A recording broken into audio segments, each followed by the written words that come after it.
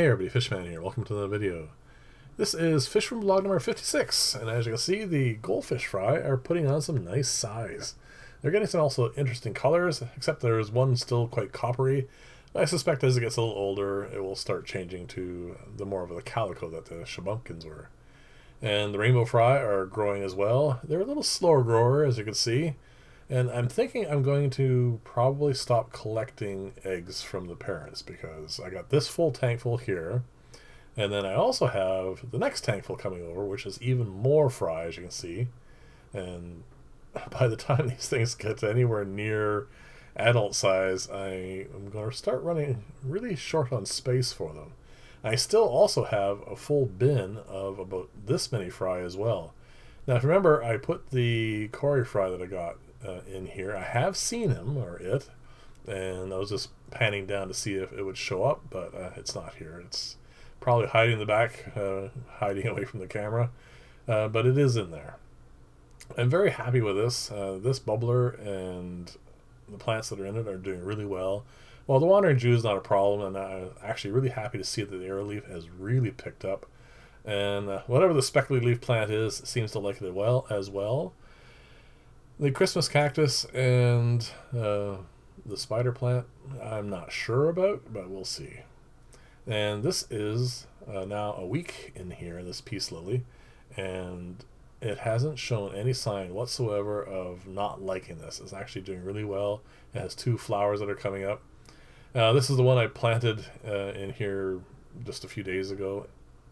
I mean, if I'm going to say that this looks better than it did before, it's probable, but again, this is way too early to tell, and this is the kind of thing that you need a lot of patience with, so we'll see how that all ends up. This is the other piece of peace lily that I pruned off the big one, and I just threw it in here, and it is also flowering, so they don't require a whole lot of effort, and they seem to be doing fine, which is what I really care about. Now, if you remember, I had pulled the soil out of this, and it's just now in gravel, and as you can see, the land moss is doing just as well as it was before, so that's really good, because I really didn't like all that extra soil getting into the aquariums, because it was getting really quite thick in there. So this is the peace lily that I haven't done anything with, and as you can see, it is fine, but I'm going to wait a little while longer before I decide to change that over, because I want to make sure that it's going to like this.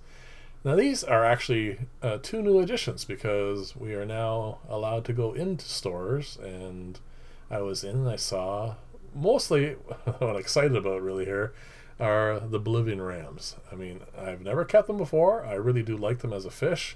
They are fairly straightforward and easy to keep from out of here. They're obviously very shy at the moment because they've only been here, I think, a day at this point. And then because I'm going to be working on the indoor pond, I thought it was a good idea to pick up some white clouds. White clouds have gotten stupid expensive since I last bought them. Usually you can get them for like less than $1. Well, with shutdowns and pet stores and everybody trying to make a little extra money to make up for all the losses, they are $4 a piece. Actually, I got them as a bulk deal, so it was a little bit less than that. I think I got them around about $3, but that's still really kind of crazy for a white cloud. But that's okay. I need them, and it's just nice to be able to go into a store again and be able to pick stuff up.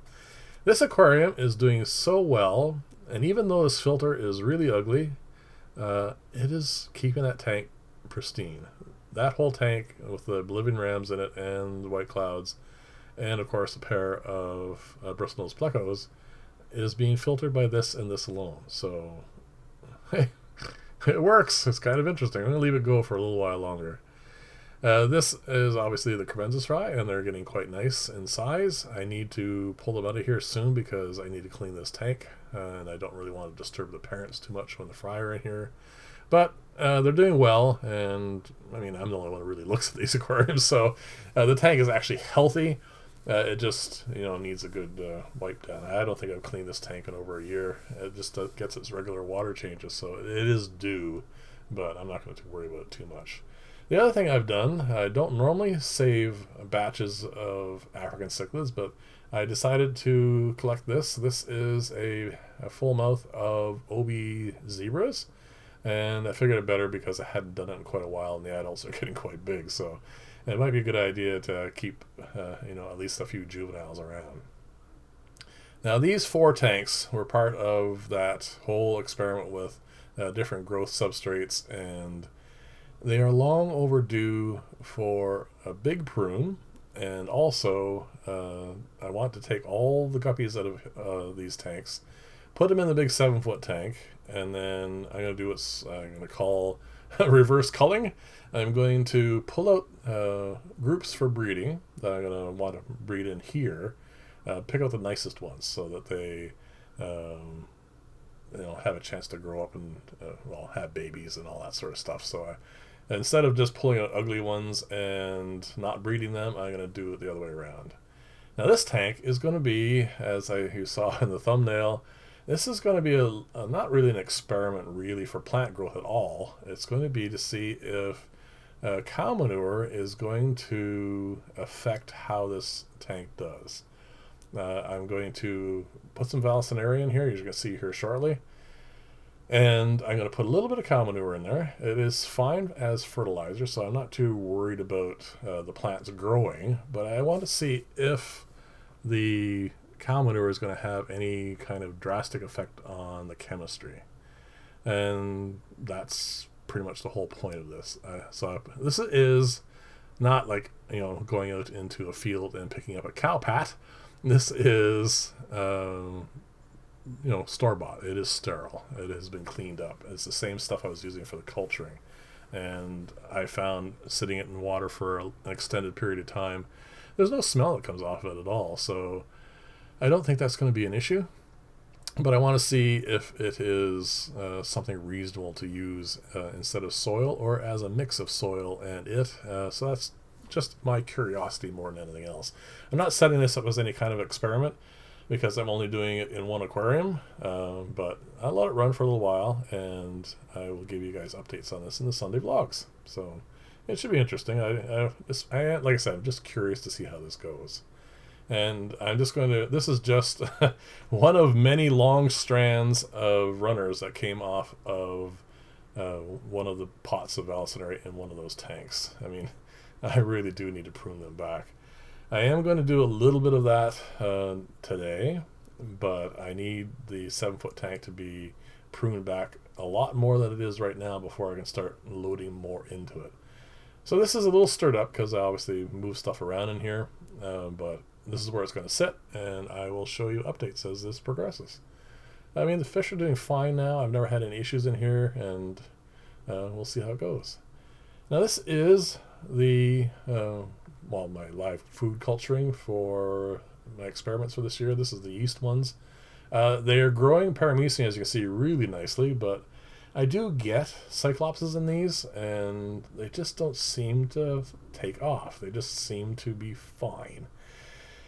Which means I would have to probably have put 3 or 4 dozen of these to use them for feeding, and that's not good enough. So I'm going to keep working on this. The straw ones, or in this case actually should say the grass ones, which are going to come shortly, are actually doing really quite nicely. But they are growing more of, you'll see here in a second, they're growing more of Daphnia. Now there are paramecium here as well, but as you can see, there's an awful lot of really nice, it's a reasonable culture of Daphnia considering it is a small jar. So that is possible. That'll end up being what I go with. This is just another one I've started, and you can see there's still quite a bit of paramecium in here, and what I'll do is probably just take some out of the other jar and then pop them in here, and I want to get 2 of them going and then multiples later on, hopefully. This is the cow manure one, and as you can see, there's stuff moving around in here. I'm not giving up on this just yet. We'll see how it goes. There should be enough nutrient in there, but you never know. So all of this has to come out of here because I need to get this ready to put the pond together. So that's what I've done. I've taken, I was doing a bit of attempt at breeding bettas. I'll show you the results of that coming up. I took out the bin that had the moss for eggs. I took them out. I've they're pretty much done for harvesting anyway. I'm not going to bother taking the other one out. I panned up here because I obviously need to add more light for this pond. And all that's left now is the one bin you can see there, and that is the youngest of the Basmati rainbow fry. And I think I'm going to stop at that for now, at least anyway. As you can see, the 7-foot tank is getting really overrun with plants. I need to do something about this soon. I have actually been culling out of here. I've been taking both angels and guppies out of here and taking them to my clients. So that's good. So the population's a lot less in here now. But I do need to cut this back even more. So I'm going to end up with a clip of Ripley because, hey, she's a lovely fish and doing very well. And getting a little push there from another, but it doesn't really matter. So leave comments below. Let me know what you think of everything. Any ideas for future projects, all that sort of stuff.